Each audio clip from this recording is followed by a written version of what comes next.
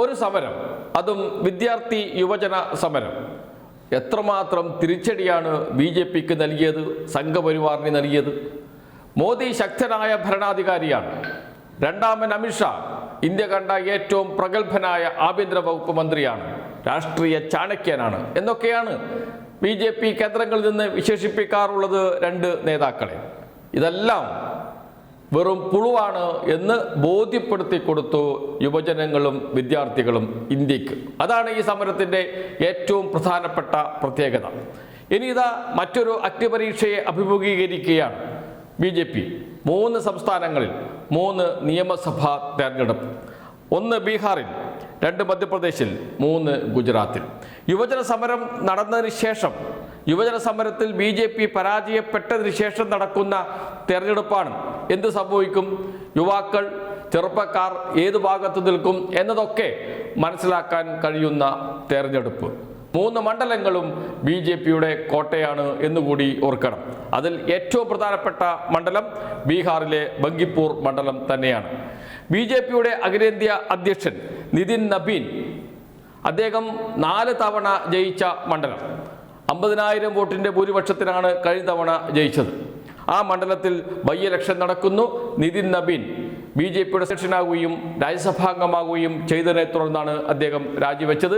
പറ്റ്നയുടെ ഹൃദയഭാഗത്ത് സ്ഥിതി ചെയ്യുന്ന ബങ്കിപ്പൂർ മണ്ഡലം എന്ത് സംഭവിക്കും എന്ന് ഉറ്റുനോക്കുകയാണ് ഇന്ത്യൻ ജനത. കാരണം ഏറ്റവും കൂടുതൽ യുവ വോട്ടർമാരുള്ള മണ്ഡലം, പ്രധാനപ്പെട്ട വിദ്യാഭ്യാസ സ്ഥാപനങ്ങൾ നിലനിൽക്കുന്ന മണ്ഡലം.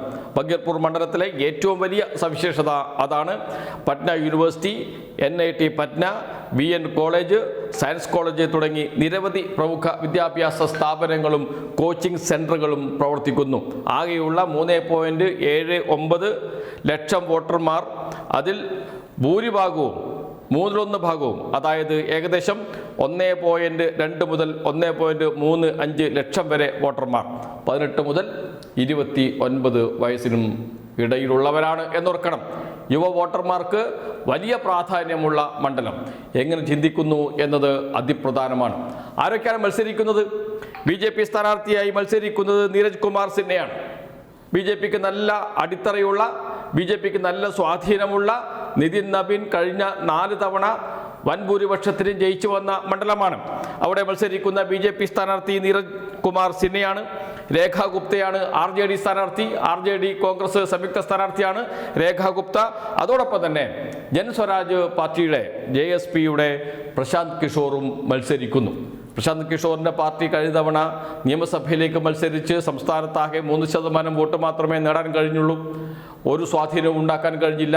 പക്ഷേ ദേശീയ തലത്തിൽ യുവാക്കളും വിദ്യാർത്ഥികളും നടത്തിയ സമരം, ആ സമരത്തിൻ്റെ പ്രതിഫലനം മണ്ഡലത്തിലുണ്ടായാൽ, യുവാക്കൾ, വിദ്യാർത്ഥികൾ BJPക്ക് എതിരെ നിന്നാൽ ബങ്കിപ്പൂർ മണ്ഡലത്തിൻ്റെ സ്ഥിതി മാറും. BJP കോട്ട പൊളിയും എന്ന കാര്യത്തിൽ സംശയമേ ഇല്ല. മറ്റൊന്ന് ഗുജറാത്താണ്.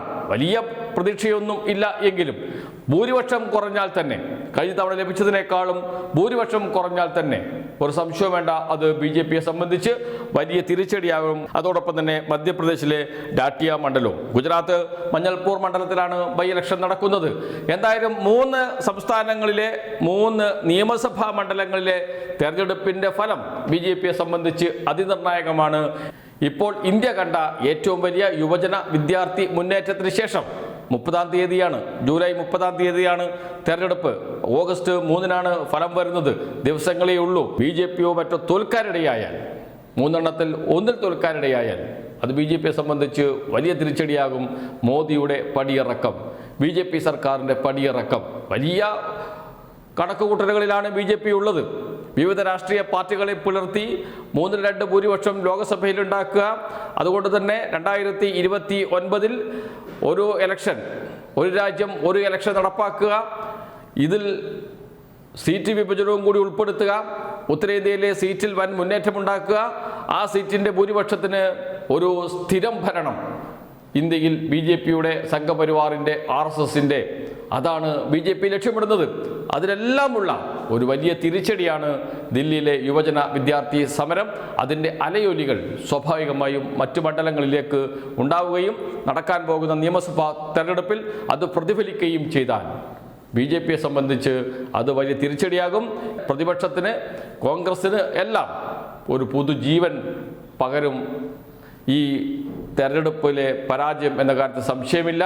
അതുകൊണ്ട് തന്നെയാണ് ഉറ്റുനോക്കുന്നത് രാജ്യം ഈ 3 സംസ്ഥാനങ്ങളിലെ നിയമസഭാ മണ്ഡലങ്ങളിലെ ബൈ ഇലക്ഷനുകളിലേക്ക്.